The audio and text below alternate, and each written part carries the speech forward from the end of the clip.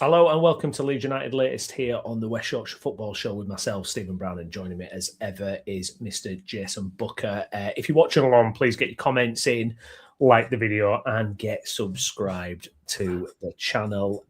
Plenty to discuss, Jay. We're going to talk a little bit about the fallout from the Brentford game.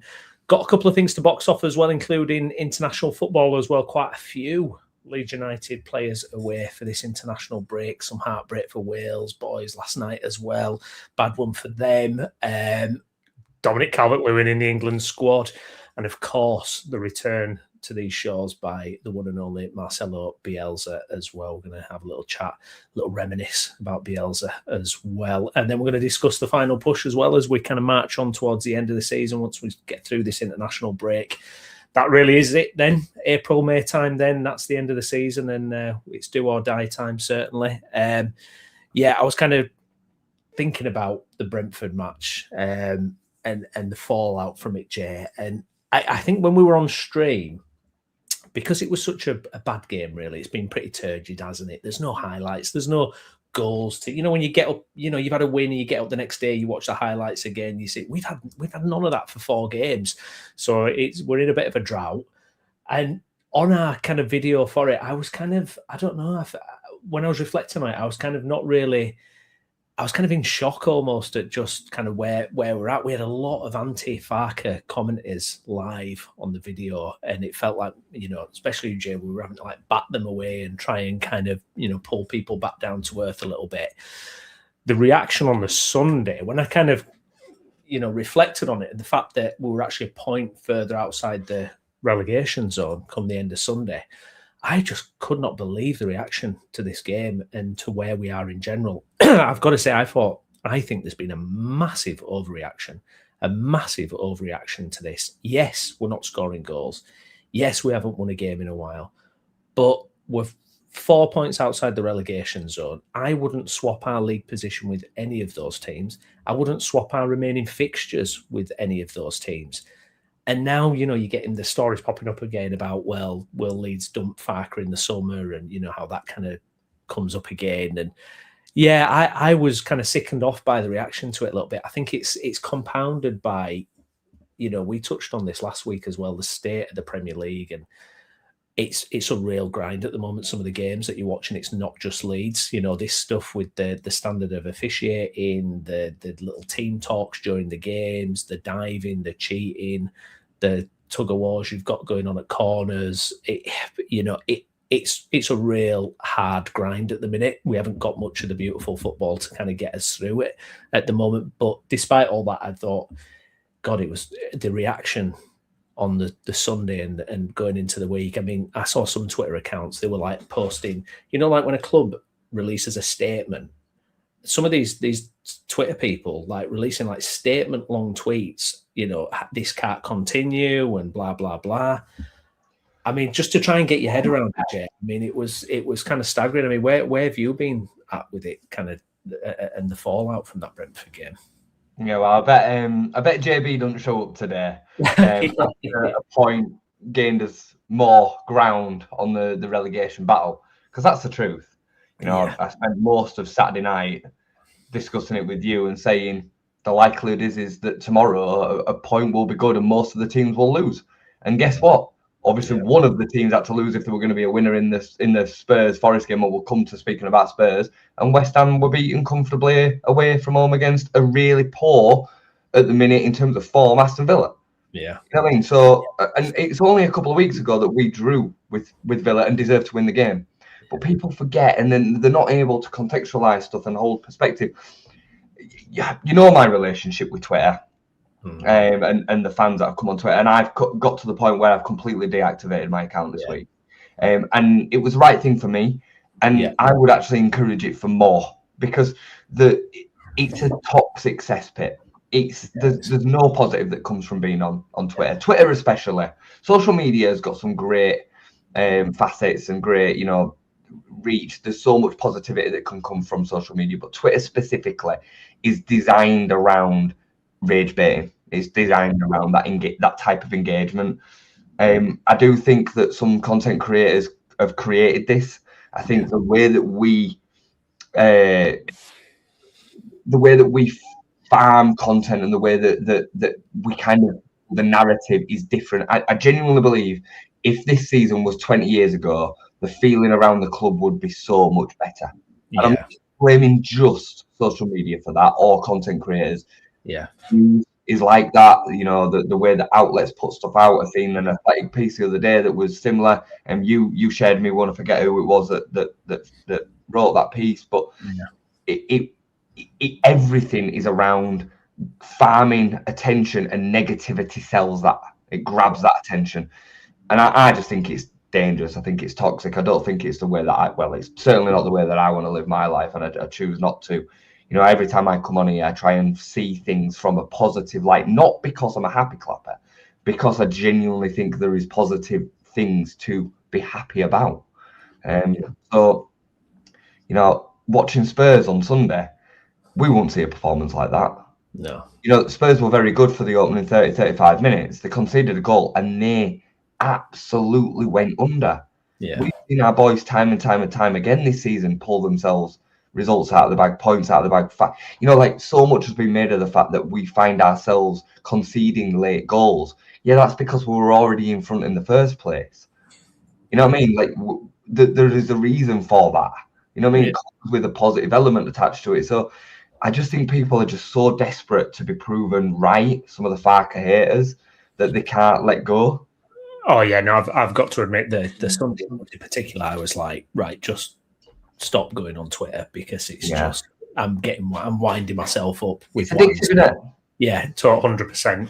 And yeah, you know, it's interesting you mentioned about the kind of chaos of Spurs at the minute as well. And when we stayed up, you know, in the first March season or half season, however long he had, that was chaos. It was last minute winner against Norwich. And I also think, I almost think like the average fan or whatever now, it's like it's almost like they would prefer that kind of chaotic way we stayed up there. 100% this, where it's very kind of, I mean, we were saying it the other day, you know, about we have not had to do any emergency episodes on this channel. We've not had to kind of come on and talk about, oh, the manager's being sacked, or, you know, Titanic sinking. That, you know, we've not had to do that. It's been very level-headed all the way through, even in, like, you know, difficult periods.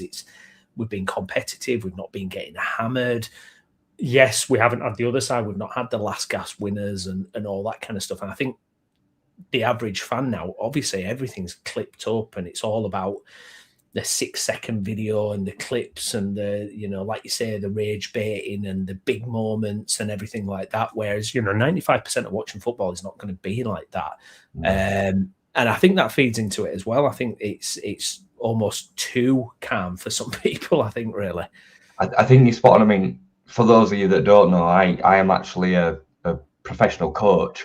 I coach people on a one-to-one basis with regards to things like trauma. And it's ridiculous that I'm relating this to a football sense, but the average Leeds fan has got trauma. Yeah. And we find comfort in the familiar, and our familiar is chaos. It's craziness. You know, even under Bielsa, you know, even in the good times, other than the season that we finished 9th in the Premier League, everything else was still chaos. COVID, the season that we missed out on promotion in the playoffs, the way that the playoffs went against Derby, all of it is chaos, and we can't handle it being calm. It's true, and we gravitate towards it. So we're wanting to make this season as chaos as possible in our own heads. We think that we don't, but we do. We fester in it. We love it, or too much of the fan base love it anyway. So, you know, we are one of the worst sides in the division. So it stands to reason we're not going to win a lot of games. So when you see us picking up a point, I don't see that as a negative. We've lost, I think it's 3 games less than Spurs now. Yeah. You know what? That's impressive. Yeah, absolutely. And the draws, you know, people say, well, draws more than wins, but those draws are, you know, they're the 4 points that we've got above West Ham. You know, that they're those 4 points that, you know, would we disregard that? Absolutely not. Gab says here, I think it's just the frustration that we can't seem to put a win on the board. Point by point is a hard watch at times, and the fear we may get got. What I will say is, and I totally get Gab's point, it is a bloody hard watch at the minute. I mean, you know, goodness knows who had to kind of clip up highlights from these last few games. I mean, we've been starved as fans of even the basics. I mean, even just a goal. Yeah. You know, we haven't even got that at the minute. I mean, it is a hard watch, but I do think, you know, we've been praised. Farke was praised. The tactics were praised, you know, during this long unbeaten run we had, and teams will catch on. You know, I think that's what's happening with Aronson at the minute. I think Aronson, it's harder for Aronson now. I think teams have cottoned on there. I think you know, teams are going to pick up on things there. They're not just going to sit back and let us do what we want to do. And yeah, there's probably, you know, a little bit more we have to figure out if we're going to navigate to the end of the season. But I'm confident we can do it because we've done it before. You know, so I get it. It's turgid at the minute. It's not great, but it's part of what you have to go through. I mean, you know, it is what it is, isn't it? What's the run at the minute? Is it 6 games? Someone's saying it's the longest run without a win, but the Forest game doesn't feel kind of as... Yeah, we beat Forest, didn't we? Miles away. I think it doesn't feel that long because we've won 2 cup games in the middle of that. Okay. Yeah, I'm having a look now. It's 1, 2, 3, 4, 5. Yeah, it's only 5 games. I mean, five games since that Forest one, Premier League one. But that's not that long. No. It feels like it's a long time because we're used to winning every week in the Championship. But this is not the we're going to get to the end of the season, right? And the likelihood is that we're going to finish on 9 or 10 wins max. Yeah. Max. We're probably going to finish on 8 or 9 and still stay up. Now, if you divide that over a 38-game season, it stands to reason that you're not going to win that much. Absolutely. You know what I mean? And the draws, they mean a lot. I mean, in the last run of games, we've drawn to Brentford, we've drawn to Palace, we've drawn against City. We've drawn against Chelsea. We lost to City. That's 3 of the 5 results, and then we've lost to Sunderland, City, and lost to Sunderland. The Sunderland one really stings. Yeah, I know it does sting because the crap. But they went to, you know, St James's and beat Newcastle in the derby last weekend. Yeah, who were a far better team than us, and they were very good in that second half of Sunderland. I have to give them some credit; they were very good. So we just have to deal with it with some perspective and context. It's really, really not that bad. It's hard to sit through and watch. Of course, we'd all prefer us just to win games and stay up, but we were never gonna do that because we're a bottom 5 side. Indeed.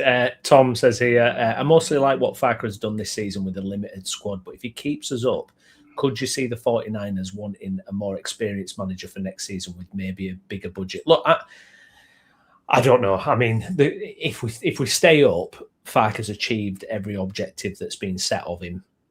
If the club decide to change direction, you've got to be really careful of changing direction as well. I think there is a bond between him and this group of players. I think that's clear. I don't know. Is the perfect, honest answer? I don't know whether the club will think. You know, it's going to be interesting because he's only got a year left on his contract. So is him and his agent going to be pushing to get an extension? Will the club want to commit to Farke like that? I don't know. I mean, what's your kind of take on that question there from Tom? I think it's a really, really interesting debate. I've made it real clear that I'm not married to Daniel Farke. No.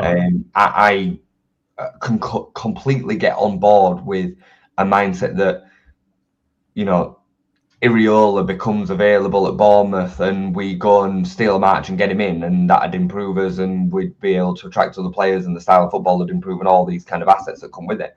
Yeah. But I also am well aware in where we are in the journey and in the process.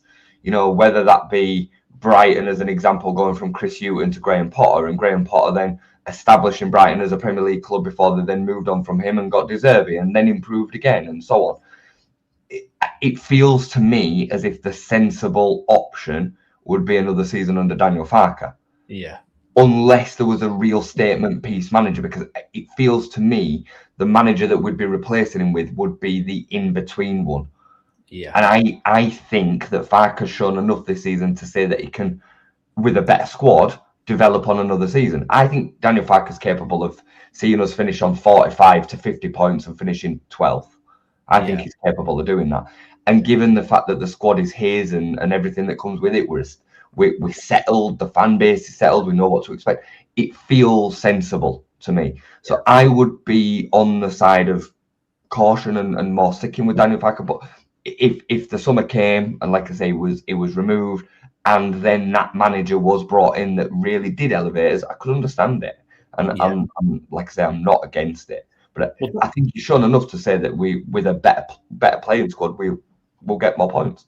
Yeah, I agree completely with that. And I think you do have to be really careful, because for every, Bournemouth replacing Gary O'Neill with Iriola, you got the other side of the coin. You've seen it when teams have booted like Moyes out at West Ham and they go, yeah, but we want to play better football. And it always goes tits up. It always goes wrong. I mean, you've got that debate even at like a club like Newcastle now. Eddie Howe's reached that point after 5 years where, but you've got to be really careful of what you change to, because it feels to me like it's such a delicate balance in a dressing room, and it just one or two things to start go wrong, or the wrong addition, or you get that managerial appointment wrong. It just can absolutely crash, and we're nowhere near established in the Premier League. I mean, we need probably, I would say, 4, 5, 6 transfer windows to really, get a full Premier League established, squad. West Ham are a great example of what you're talking about. I know you mentioned them there. But if you'd have offered, I'm not saying Lopetegui exactly, but if you'd have offered somebody like Lopetegui to most Leeds fans, especially the Far Crowders in the summer, they'd have been all over it with no kind of real, evidence that it'd have been the shout. No. But they'd have taken it anyway because it's sexy. Yeah. You know what I mean? And it's not sensible. We've seen that with David Moyes time and time again. What a job he's done at Everton this season. Yeah. What a job he's done. Super. They've had investment previously in their playing squad at Everton, and time again, it's been proven to be wrong. Yeah. They've gone out and recruited smartly in the very clever over the last couple of windows, and he's taken them into now an established top 10 team again. And he did the same at West Ham. You have to be so careful what you wish for. Careful what you wish for. 100%. I mean, it's funny as well, because earlier on when I think Everton was struggling at home, and there were, you would get Everton fans moaning about the style of football. You just like, I mean, that's the kind of world we live in. I think it'll be fascinating, and I'm the same as you. I'm not married to Daniel Farke. If the club decide to make a change, but I remember some of the names we were getting linked in when when just before the Man City and the run and everything. Yeah. Some of those names, Jay, I was like, if that's on your managerial shortlist, no, thank you. Yeah. No, thank you. I mean, look, if it's Pochettino, if it's someone ridiculous, yes, okay. But I mean, they're few and far between, and Leeds are not going to be the most attractive proposition. Yeah, they're a Premier League club, but in the state they are now, if you're a manager, you're very careful about, that kind of thing. If you're a top manager, you're not going there yet. Brown, I mean, I saw Twitter filled with Eddie Howe to Leeds. Because obviously Eddie's under a lot of pressure. Yeah. Eddie Howe's not coming anywhere near Leeds United right now. No. Like, what planet are you living on? Because Eddie Howe could easily take a bit of a gap and go into Villa if Unai Emery goes. 100%. I mean, he'd be in contention for some of the big jobs. He'd probably be in contention for the Man United job. Yeah, absolutely. You know what I mean? Like, he's not coming to Leeds United. No. So he had his building block when he went to Newcastle. It was a bit of a gamble at the time, but it was worth the gamble for him. And he's done an unbelievable job, not coming anywhere near Leeds United. We would be, like you say, in that interim period, which it's like I say, it's better the devil, And for me, Daniel, regardless where you stand on Daniel Farke, whether you're a hater or somebody that is behind him, he's massively underrated. The job he's done has been massively underrated. People just take it for granted that Leeds United can get promoted. I mean, getting promoted out of the Championship was an absolute nightmare for us. Yeah, a nightmare. 100%. So, and then the job that he's done this season, the rebuilds that he's had to deal with, the change of ownership that he's had to deal with, the fan base. Leeds United fan base is the best in the world, but we are hard work. We're very hard work. Yeah, so I think he deserves so much praise. 100%. I think it's one of them as well. Unfortunately, it's like it'll probably take him leaving in about 5 to 10 years for fans, and then all of a sudden it'll be, oh, Farke, wasn't Farke great? And because that's what we do, don't we? We do that with ex-players, we do it with ex-managers, absolutely. Just ask you a question at that point. I saw this got brought up on another stream the other day, or an interview. I can't remember who it was. But they were talking about whether you'd stay with him when we went down, if we went down. It's fascinating because the thing is, well, there's a couple of elements, because I have thought about this, because I had probably saw something similar to yourself, actually. Would you want another man in charge of your club in the Championship than Daniel Farke? No. But it's his last year of his contract. Yeah. So what happens there? Because the club will be like, if he then got us up again, would they be willing to extend his contract, give him another go in the Premier League? I'm not sure about that if he doesn't keep us up this year. Yeah, I get that. Then it becomes an interesting thing with him. Is he happy to kind of get us up and not extend his deal and walk away? Or is he going to be like, no, if I'm doing this in the Championship, I want 2 years minimum, 3 years minimum. It's fascinating, absolutely fascinating. But there's no one else. I mean, if you picked anyone realistic to manage a club in the Championship who's going to get you back up, it's Daniel Farke. I'll be honest with you, if we go down, I can just imagine them walking around pitch at wherever, let's just say it's at the London Stadium on the final day, and we've gone down and they're all clapping and whatnot, and we have gone down. I'd be devastated if I heard the news that Farke had left. At that point, I'd be more devastated at that than if we stayed up and he'd gone. Because I think he'd be perfect to rebuild.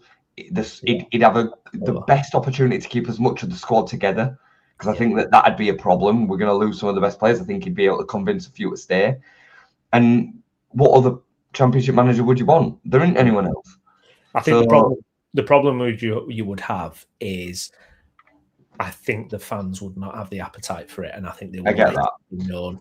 I think certainly the social media quadrant of the fan channels and things, it would go ballistic, I think.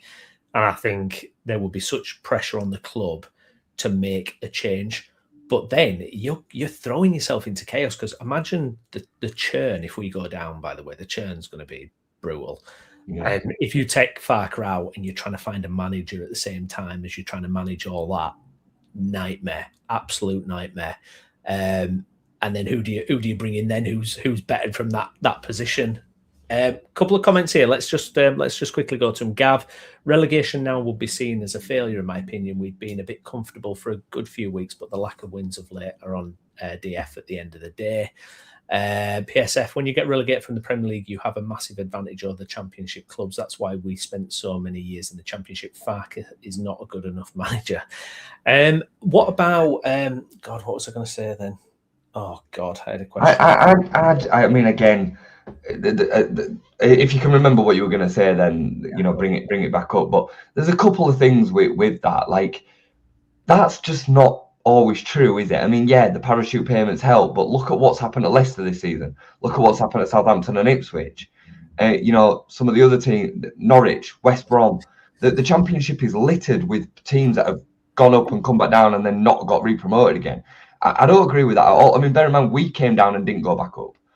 I actually think we've got a huge problem if we go down, because I think if we go down, we're putting ourselves in your predicament where you're using the parachute payments to pay off what you spent in the Premier League. And then even if you get promoted, you then can't spend as much, like what we talked about with Sunderland, where they've almost got this advantage of having gone from a Championship spending team to the Premier League, where suddenly it's like, right, you can go and spend 150 million. There you go. Our budget, it's going to be like Burnley, where your budget gets tighter and tighter because you're paying off. Right, the last relegation we've got to pay off. I think it's a big problem if we get relegated from that point of view. I really do. And I think as well, like, there's a couple of comments there between Gab and PSF that both kind of put it on Daniel Farke. Farke is not a good enough manager. For what? Because with 7 games to go, we're 4 points clear of the relegation. And I struggle to think of any manager that would have done that much better, if at all. I genuinely, it blows my mind. The target is to finish 17th, staying up by 1 goal. That's the target. If it was as tight as that, that's why. So we're ahead of that. So what is he not good enough for? Because he's doing it. Absolutely. It makes no sense. The comments make no sense, and this kind of mindset and agenda makes no sense. You know, I would argue that actually, like Burnley and Wolves are going to go down this season, right? Burnley've got to game week 31, and Scott Parker's still not been sacked. The expectation around Scott Parker and Burnley this season will have been be competitive. Yeah. That's it. Yeah. They will have expected to finish in the bottom three. I don't think Leeds United's hierarchy expectations will have been that much beyond. No, I don't. Burnley. I don't. I think it proves it in the spending. It does. But our mindset of our fans, they think of us as a top 10 football club. So the second that we're below that, everything else is a failure. Yeah. There is a world, and some of you are not going to get this, whether I put it perfectly or not. But there is a world in which, to the board and to the expectations, finishing 18th would be seen as not a bad job. Now, obviously, getting relegated can never be seen as a success. But if you finished on 39 points, 40 points, and we finish 18th, you've had a good go. The board would be like, look, we've had 3 seasons in the Premier League in the last 25 years. We've competed against Spurs, Forest, and West Ham. We've all been established. You've done as well as you could done, and we've just been unlucky this time. But the fan base can't get their head around it, Browney. No, they can't. I remember my question. With the position we're in, though, and the fixtures we've got, if we end up going down from here, the context of where we are and the position we put ourselves in at this point, we're not in 18th at the moment. Would you consider that a failure from here in terms of you've got yourself into this fantastic position, an unbelievable position, really, you know, all things considered, to not get over the line from here, Jay? That would be a real... I think that would be difficult to take, I think, from getting yourself in this fantastic position with the fixtures that we've got remaining to then let it slip. You know, that would be devastating, I think. It would absolutely sting. You know, when we were 8 points clear, I think it was, you know, we were kind of talking from a perspective of we'd only have ourselves to blame if we go down from this point, showing how competitive we'd been. But I still think there's a bigger picture than just that's Daniel Farke's fault. Yeah. You know what I mean? Like, and I say the same the other way. The it's not all Daniel Farke if we stay up. The sum of its parts of the players have really pulled us together. But the reality is that come game week 38, if we've not got enough points on the board, a massive chunk of the reason for that will be the quality of the individual player that we've got. The lack of goals, in my opinion, comes far more down to not having individual brilliance from time to time than it does Daniel Farke's tactics. You know, I look at the squad and I compare us to, let's just take Spurs, Forest and West Ham. All three of them have got far better players than us. Yeah, all of them, especially Forest. I think Forest, especially in the attacking areas, they're head and shoulders above us. Yeah. But we're still in front of them. How can that be if Daniel Farke is so shit? You know, our defence is our strong point, Jay. I mean, if you look at that back three, if you talk about Biel, Strauch and Rodon and Ampadu sat in front of it, you know, I know we've talked about Pascal for years, but I think as at that three, it does complement each other. I look at that, and that's where my confidence in this team about, you know what, those three at the back, Darlow's proving solid enough at the minute, Ampadu sat in front of it. That's where. So you're absolutely right. We're not going to all of a sudden have that. You know, I agree. We haven't got the magic moments in us. We just don't. Let's just, and I don't want it to become just a back and forward between again Farke basher and me. But I just want to kind of bring this comment up, because PSF, I can look at it objectively, whereas you can't. You need Daniel Farke to have achieved finishing 10th with Norwich, right? The most under-budgeted team in Premier League history. Yeah, that's what you're needing to then kind of quantify something. Look at the 31 games this season. He's got a championship squad with 2 free transfer strikers who we took massive gambles on. We've got no X factor quality. We didn't get the signings that he wanted, including Harry Wilson on deadline day. We spent 100 million on 11 new players, which is nothing. We've got a bottom end championship goalkeeper in net in Caldalo. No disrespect, he's solid, but that's what he is.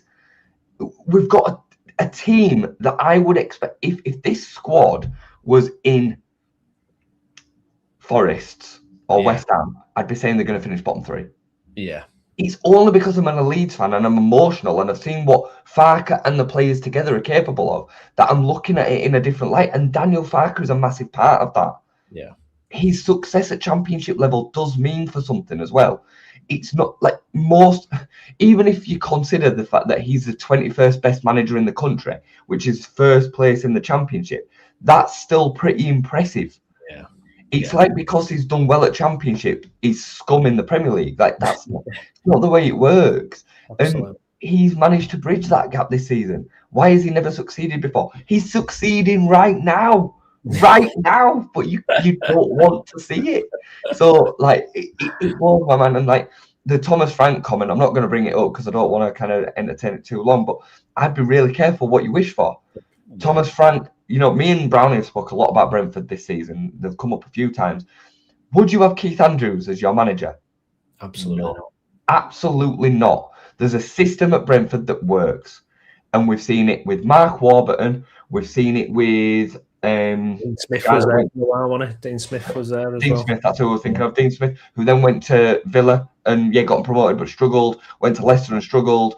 We've seen it now with Thomas Frank. Comes out of there. I expected him to do well at Spurs. Uwe Rosler back in the day. Uwe Rosler, yeah. So just be really careful. Again, objective. Just look at the facts. I'm not saying that Thomas Frank's not a great manager, and I'm sure he'll get another good job and he'll have an opportunity to prove himself. But I'd be really careful what you wish for. Yeah, no, absolutely, bang on. Right, let's move on then. Next on my list of topics to cover here, just making. I'm not gonna bring it up. No, don't get sucked in. You make words up, PSF, and just put words in my mouth. I didn't say that. Well, tonight it's England versus Uruguay in a pre-World Cup friendly, and that means the return to these shores of one Marcelo Bielsa. I was on a complete Bielsa nostalgia trip yesterday, and I've never known a connection between a fan base and a manager like this before. We were just talking about the cesspit that is Twitter. If you go on and search Marcelo Bielsa's name, it's unanimously positive from everyone about Bielsa from a Leeds perspective. Incredible unification, absolutely extraordinary. And I compare it, when I think back to the time, and it's bittersweet for me because it's like, when you have a good memory of it, might be a holiday or a time in your life or something. And when you think back, you get that little pang in your stomach of like, oh, that was great and I miss it or whatever. When I think back to the Bielsa days, that's what I get. I'm like, I can't believe this guy was in charge of our football club. And he was in a press conference yesterday. He was asked about Leeds. And he said, he's not been back. But, it was one of his greatest football memories that he's been given was being Leeds manager. There's loads of Leeds fans going down there tonight. I'm sure we're going to hear Marcelo Bielsa. I'm going to try and watch it just to hear the Marcelo Bielsa chants and just to see that interaction. Couldn't give two hoots about the game, to be completely honest. I hope Uruguay win, to be honest. And I just think, this guy, by the way, we'll never, ever see anything like this. And that is part of the pain of it for me is it's over, like in terms of him being Legion. And I still, I was saying to my dad the other day, I was like, we had that. He was our manager. We had all that there for us. And, it's unbelievable. And I'm just so glad that he has somehow found his way back over to these shores, albeit, being an international manager. And Leeds fans can, show that love towards him. But, it's staggering, really, when you think of the connection between him and the club and the fans. He is a true unique, though. Some of the comments that have been, flying around social media, his thoughts on the game, fans, he is a genius. Yeah. He's an absolute genius. He's also, by the way, and then I'll shut up. You know Tim Vickery, the journalist who covers South America? He's a video going around talking about how Bielsa is basically, if they lost badly tonight, there's a good chance he could get sacked by Uruguay before the World Cup, because they've been on a really terrible run. They lost 5-1 to America last year. And players don't like him. The relationship's broken down. Obviously, you had Luis Suarez coming out and absolutely, slaughtering Bielsa. So he's under real pressure in that job. He might not even make it to the World Cup, which is absolutely staggering. So I suppose it's nice for him to actually come over and get all this love from the Leeds fans. We're like, Marcelo, forget about that. Just come up to Leeds. We'll look after you.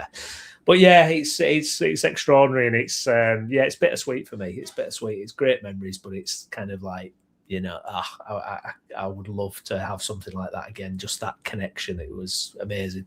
It's almost like a long lost relationship that's broken off. Where like the bedroom was fantastic, the holidays were fantastic, and it were a blitz, and it were over in a couple of years, and you just look back on it 10 years later, and you just have a little thought about it, don't you? He, for me, I mean, he's my hero. He made me fall back in love with football in a way that I'd forgotten. If I'm honest, and I think he's the same for a lot of Leeds fans. The time that we got to enjoy during COVID and unfortunately was behind closed doors, but also I'm so glad it was there. Because without it, that would have been a miserable time. Gearing up to watch the games on the streams that we got. Wasn't it? Your entire life was like, just get to the weekend for when the football's on. For when the football was on, and it was beautiful. The kind of book that was wrote, I can't remember who wrote it, but it was beautiful. It kind of sums it up perfectly. I fell in love. I started scouting because of the way that Marcelo watched and looked at football. It made me look at football differently, and it made me less naive as a fan. It actually ruined football for a period of time. Especially after him, because I couldn't watch it the same anymore. Like I just appreciated it so differently. The football that we got to watch, and the glow up of some of the players and the heroes that we've now created. Luke Ayling, Liam Cooper, Mateus Click, Pablo, as great as Pablo was before Marcelo, he elevated him even further at 34 years of age. Gianni Alioski, Pat Bamford, KP, could go on and on and on in that team. It was beautiful. And everything that came with him was excellent as well. I remember the day that I was that Spygate came out, and I couldn't work because I thought we were going to leave. I thought we were going to walk out, and that had kind of got work. And then he comes out with this PowerPoint in front of the press and the journals, and he delivered what he delivered, and he was just, and above all else, he just got us. We married together perfectly. There wasn't another team. I don't think there's another club in the world other than probably his kind of beloved New Old Boys over in Argentina that would get him, and he would get us in the way that we did. There was just a perfect synergy, and the club let him down. And some of the fans, maybe even me included to a point as well, we let him down as well, because we started to panic when the results went the way that they did. And we chose not to look at the squad issues that he was having. We all let him down because he didn't deserve the way that it finished, and he should have been given that season. We should have, if worse came to worse, we should have gone down with him, which we wouldn't have done. We wouldn't have done. I would have much rather have gone back down that season with him and said goodbye at the end of that season in a blaze of glory than the way that we went about it in the end. But I understood why the club made the decision that they did. So yeah, mate, I'll always look at that so fondly, and it's part of the reason that we have the conversation that we have now with regards to Daniel Farke, because so many fans have just got such a beautiful memory of them 3 years. They ignore the other 25 before and after. It's still there. So. Well, it's funny as well because, obviously I grew up in, started spotting Leeds when Howard Wilkinson were there, who was the last manager who, obviously won us that league title, the O'Leary years, you got the Grayson years. But I will say hand on heart, Bielsa is the king. He's the number one in terms of managers in my lifetime, above Wilco, above whoever else you want to throw in there, he is. Do you know what it is as well? It's his integrity as well. I mean, this is a guy that never bitched about a decision ever. It could be the worst bloody decision that will go against Leeds. You would never hear him utter a word against the officials. And he always took everything on his own shoulders. Humble as well. I love that. You know, just so humble. I mean, it's just crazy. You just won't ever get anybody like that. Managers, and I get it, can be self-serving a lot. You know, it's like, you know, I mean, you watch Sean Dyche on a podcast, you know, when he's been sacked, and it's everybody else's fault. He was perfect. It was this guy. So, and you get it because they almost have to be their own publicist to get another job. You know, nobody else is going to defend you. You have to defend yourself. I get it. But Bielsa, it was like his integrity. It was just, and he was committed to the truth. The truth. You know, it's phenomenal. Marcelo has I mean, his integrity was above all else. Yeah. But then he had two things that he worked everything around: a style of football that was attractive to watch and really difficult to play against if the players did what they needed to do. Yeah. And he believed in improving players. Yeah. And they were the two ingredients that made us so wonderful to watch. You know, the likes of Luke Ayling, Liam Cooper, Patrick Bamford, I'd put in there as well. You'd have to put KP in there as well. But the way that he was able to elevate these players that were not capable of these things before, Stuart Dallas, you know, Stuart Dallas were a good all-round championship player. Yeah. He turned Stuart Dallas into an unbelievable full-back and centre midfielder at Premier League level. Yeah. For a period of time. You know what I mean? It's unbelievable. I mean, you look at some of them teams, I just go down their memory lane sometimes and end up watching highlights of the time. Yeah. You know, Tyler Roberts popping up with 2 goals at home at Preston or away at Hull. Yeah. Right? Tyler Roberts playing League 2 football right now, and he's still only in his late 20s. Yeah. You know, it's unbelievable what he was capable of, and it's unbelievable what he was capable of making them players believe they were capable of. Yeah. You know, Pablo Hernandez is doing it exceptionally well out in Spain in Division 2 right now. And there'll come a time when that path will cross, I'm sure. Oh, yeah. I know that's going to come up at some point as a absolutely. potential future manager. Who knows where Pablo Hernandez would have ended up as a manager or not if it hadn't been for Marcelo Bielsa. And there'll be other players from that team that'll go that way as well. Yeah, they will. You know, so Corberan was there at the club at the time. Yeah. Obviously, you know, had a solid managerial career, and it's fun with the players. I mean, you look at KP, don't you, and you look at that drop off. He's now playing in the Championship again, and it's like it's come full circle, you know. And that was the influence that Bielsa had. Will you be watching tonight then, Jay? Are you going to kind of? I probably will for the hope. Yeah, for the hope that I'll see a Marcelo Bielsa performance. I just love watching his football. You know. Yeah, but me and you had a bit of back and forward in the group yesterday about this, and it very much is, and I mean this, it very much is Leeds, Bielsa, England in that order. Like I love Marcelo Bielsa. Yeah. I kind of secondhand hope wherever he goes that he does unbelievably well. Yeah, and tonight, given the fact that there's nothing on the line, I would much prefer Uruguay to win and Marcelo to get the praise. Than for England to win a pointless friendly. I really would. 100%. Care that much about him. Yeah, absolutely. I want him to get his kudos, you know what I mean? Because it's long overdue. I mean, there was always a little bit of sneer in British media, I think, towards him, you know, because he didn't manage one of the elite clubs. So that, you know, they don't quite understand someone like Marcelo, you know, because we're used to the Mourinhos of the world, whatever you think about him, where it's like, I'm number one, and they love all that to the media, whereas Bielsa's completely opposite, doesn't give interviews, what he's contracted to do post-match. So, yeah, I hope they do us tonight, and I hope he gets his kudos. Let's have it right as well. I mean, Marcelo must be an absolute nightmare to deal with. He must be. If he was your boss, you would just be like, oh, my God. He's so particular. He's so nuanced. You know, he's so demanding.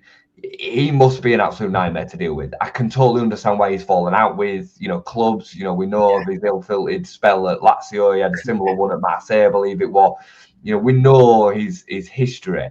But if you can get it right and put it into the right mixing pot, it can be so beautiful and magic. I mean, literally on our deathbeds, if we are thinking Leeds United, we'll be thinking about Marcelo Bielsa, because there'll be nothing that comes between now and us passing that will even compare to it. No, exactly. No, that's the thing, isn't it? Cosmos, thanks for your comment, mate. Caught you live at last. You both speak common sense. Very refreshing. Well done. Thank you for that. Really appreciate that. Some other business then, just to round up the international football. Jay, a lot of players away. Aronson, USA, DCL, obviously, the Welsh boys. Interesting night for them. I didn't watch it, but Dan James scoring a bit of a screamer, Darlow making a worldie of a save, but then they crash out on penalties 4-2, bringing back memories of heartache a couple of years ago before we went into our final playoff push. Any concerns, Jay, there? I mean, it feels like they've got a bit of time to kind of get over it. I guess it's difficult. It must be difficult as a player if you're not going to that World Cup and everything, but that separation, do you worry about a kind of mental impact to those Welsh boys coming back into the Leeds frame? I can't say that I do. I know that this happened before in the playoff season, but Dan James had missed a penalty in the final, and it seemed like they were a bit. And I think they were fully expecting to beat Finland, whereas last night felt like a much more 50-50 game, and the evergreen Edin Dzeko scoring in the 86th minute. He must be late 30s, 38, 39, must be. And he's always been a handful. I mean, he never had pace, did he? So he still kind of carries himself in that way. I rate him, mate. I think he's a top player. Yeah. Or he was a top player. So, yeah, I don't, if I'm honest, I hope there is no hangover, obviously. I think all of the boys had a good game. I think Joe was caught napping on a couple of occasions from what I heard, and I saw somebody put it in the comments earlier. But I don't imagine so. I hope not anyway. No, I don't think they've got any, it's not going to be playing any friendlies or anything now. I think that was for them as well. So hopefully they can get a bit of rest. I saw Gabby got subbed off on 77 minutes last night for Sweden. There was a rumour of an injury there. I don't know if that's been confirmed or not. I'm like, please. That's always the fear, isn't it, with this international break? But we've seen what this Leeds team looks like without Gabby. By the way, we should say it was decided by that panel saying it shouldn't have been sent off as well. I mean, shock horror. Yeah, I mean, what was that? So we had the Sunderland penalty decision, and then that followed the next game, was it? Or the Man City? Yeah, Man City penalty. Man City as well. Yeah, Sunderland penalty decision. Then the red card against Crystal Palace, and then obviously it impacted the Brentford game because he was unavailable. Yeah, unbelievable. I guess at this stage with the international break, Jay, it's just a case of let's not have any silly injuries. Let's just get back in as one piece as possible. Yeah. I mean, look, injuries happen. Yeah. The truth is that Gabby could have been playing for Leeds last night and got an injury. You can't get too hung up and wrapping everybody in cotton wool. They train every day. As many injuries happen in training as they do in match days.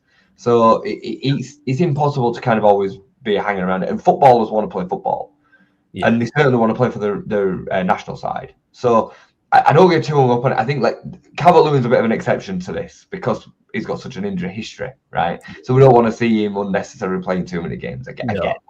But everybody else, I'm pretty cool about. And if one of them comes back with a knock, hopefully we can get them ready in time. I've been so impressed by our medical staff this season, and again on the back of last season. Since Rob Price left, and again, give Farke some credit in this. He clearly identified that, and the club backed him, and he's got a new physio department, and the quality of being able to get players back in fighting fit shape has been unbelievable. So I'm not too concerned about it, to be honest. Just to finish up with this, I think it's a nice comment. Even though I disagree, Jay, I understand where he's coming from. It's all about opinions. Keep up the good work, indeed. I do appreciate it. I mean, you did say a minute ago as well, though, PSF. In other words, he's had his shot at the big time and failed. Let's just get it right. He's succeeding this season. He's succeeding this season. So I appreciate your comment. Yeah. Well, Jay, international break, and then we're back for the FA Cup quarter-final. Can you believe Leeds in the quarter-final of the FA Cup? Are you mentally ready for this final push then, April, May? I don't know. I know. It's funny because I think that game's a massive game. I think it's a massive, massive game because of the opposition. We go to the London Stadium and lose 2-0 against West Ham. It's just a psychological edge that we don't need to give away. So I'll be honest with you, I'd be playing everybody I'd be approaching that game as if it were a league game. It's a quarter-final of an FA Cup for a starting point. Gives us an opportunity to get to a semi-final. But I think the mentality around that game is more important than the actual result of the FA Cup. So I want to see us go there and absolutely put everything into winning that game. You start your full 11 with Lucas Perry in net. That'd be my preference.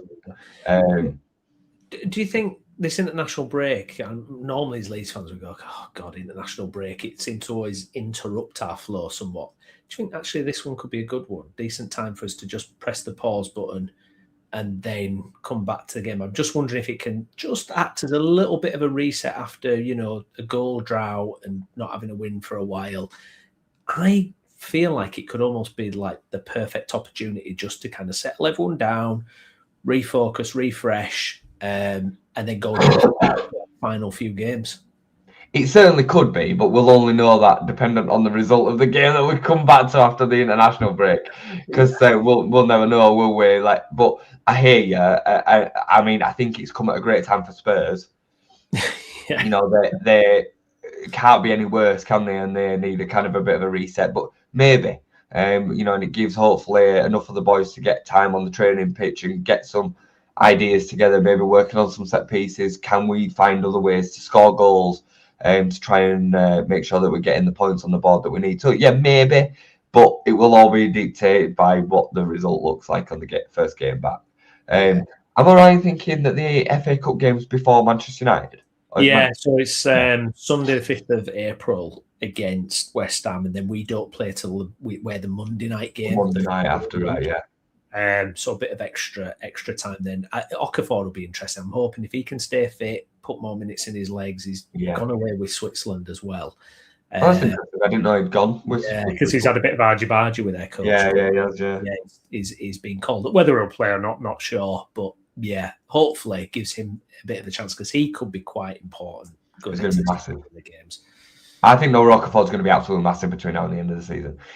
Yeah.